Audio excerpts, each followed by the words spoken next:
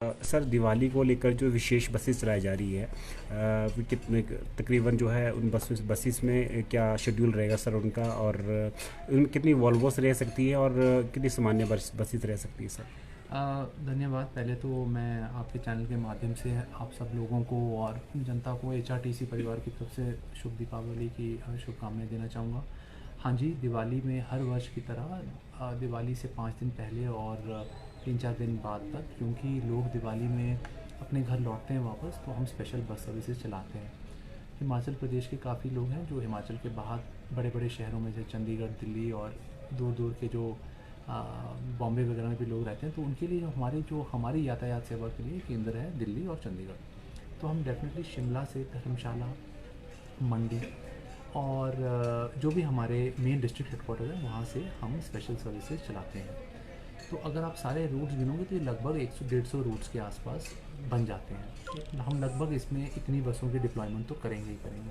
इनमें से अब आप मान सकते हैं कि ओवरऑल हमारी जो वॉल्वो बसेज़ हैं वो इन रूट्स को भी केटर करती हैं। तो वॉल्वो रूट्स को तो हम वैसे नॉर्मली तो चलाते ही हैं इस टाइम, उस समय हम इसकी कुछ रूट्स पे थोड़ा और बसें भी चला सकते हैं। बट इसमें हमारा मेन पर्पस होता है कि लोगों का आना जाने में वो एक सुचारू रूप से चला रहे हैं। जी सर, हाल ही में जो है आपने H R T C driver unions की वेतन संगतियों को भी बड़े लेवल पे से दूर किया है।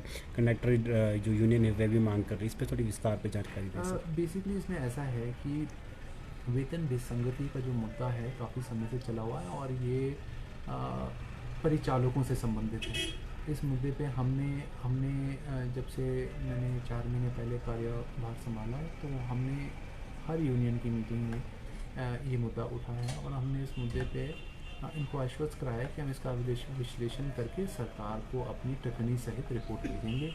तदुपरांत वो सरकार की हमारे जो वित्त विभाग एवं सरकार का निर्णय है, क्योंकि इसमें फंड्स इन्वॉल्व हैं, तो जो वो निर्णय लेंगे उसके अनुसार हम उसको सर जो हाल ही में सैलरी को लेकर एक बहुत बड़ा इशू था यूनियंस का, और काफ़ी जो है उन्होंने सरकार के सामने भी काफ़ी इसको लेकर नाराज़गी जाहिर की थी, उस पर सर क्या कुछ हुआ है? नहीं, उस पर तो मैं बहुत ही उसमें तो हमने बहुत वो जो फीडबैक है हमने बहुत सकारात्मकता से लिया उसको, और मैं बहुत खुशी और गर्व से कह सकता हूँ कि इस बार HRTC की एम्प्लॉयज़ की सैलरी 1 नवंबर को क्रेडिट हुई है। तो अगर आप पिछले 2.5-3-4 साल का भी डेटा उठाएंगे, आप देखेंगे कि कोविड के बाद ये पहली बार ऐसे हुआ है कि सैलरी महीने की फर्स्ट को आई है। इसके लिए मुझे लगता है कि हमें डेफिनेटली मुख्यमंत्री महोदय, उप मुख्यमंत्री महोदय, हमारे जो फाइनेंस डिपार्टमेंट के सचिव हैं, ट्रांसपोर्ट डिपार्टमेंट के जो सचिव हैं, दोनों चार्जेस नज़ीम साहब के पास थे, मैं उन सब लोगों का धन्यवाद करना चाहूँगा कि उन्होंने ये संभव किया। से अन्य राज्यों से बसेस आ रही है, कुछ ऐसा तस्वीरें भी देखी जा रही है कि वो डिस्प्ले लगा के जो है लुभावने विज्ञापन लगा के चल रही है, डिस्काउंट दे रही है, उस पर सर क्या है? देखिए, ऐसे उसमें तो नियम बहुत साफ है, बहुत स्पष्ट है। जो एक कॉन्ट्रैक्ट कैरेज होता है वो एक जगह से दूसरी जगह आ सकता है, परंतु बीच में सवारियां नहीं उठा सकता। हमें ये सूचना मिली है कि कुछ वॉल्वोज और कुछ लग्जरी कोचेज़ ऐसे हैं जो कॉन्ट्रैक्ट कैरेज के नाम पे स्टेज कैरेज का काम कर रहे हैं। तो वो तो बहुत अनफेयर है, क्योंकि जो कॉन्ट्रैक्ट कैरेज होता है उसकी जो फीस होती है और गवर्नमेंट को जो ड्यूज़ होते हैं वो कम होते हैं, तो खर्चे भी कम और आप फ़ायदा पूरा स्टेज कॉलेज वाला ले रहे हैं।